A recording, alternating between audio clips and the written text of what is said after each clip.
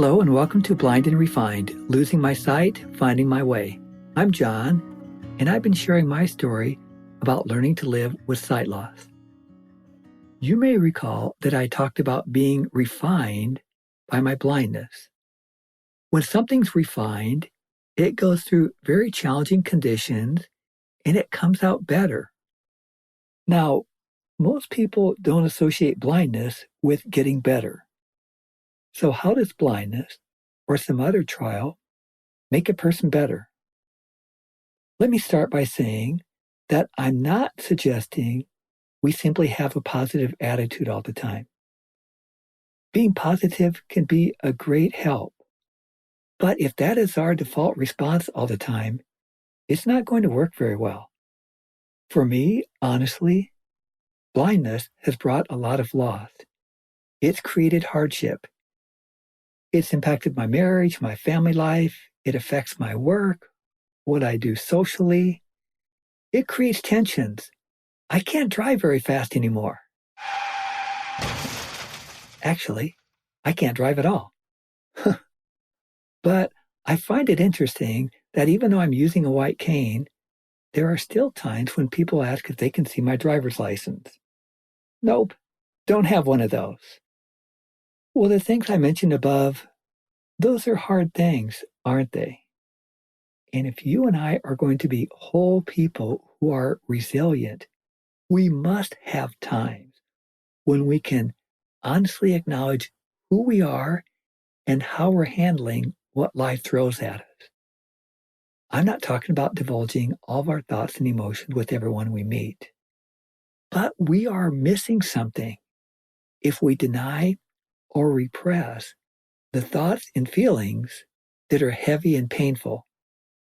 In my last episode, I asked the question, why was I allowing a bad situation to get worse? For me, the idea of losing my sight felt threatening. It was scary. And who wants to feel threatened or afraid? Not me. But refusing to face hard, scary emotions, that creates other problems. When I was a university student a long time ago, I took a sociology course that gave a lot of attention to the subject of grief. The course looked at people who had physical, emotional, and mental problems.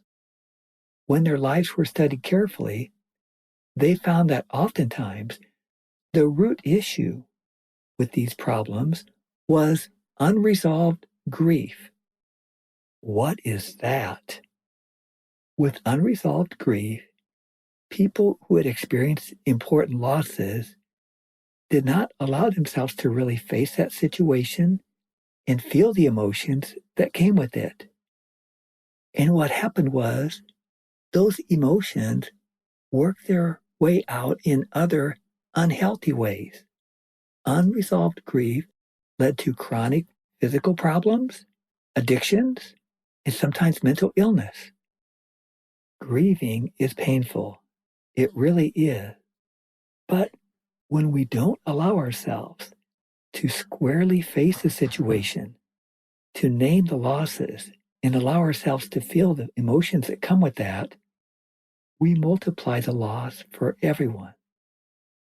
But honestly, facing those emotions, that can feel threatening at times. In each of these episodes, I've tried to share from my own life experiences to illustrate what I'm talking about.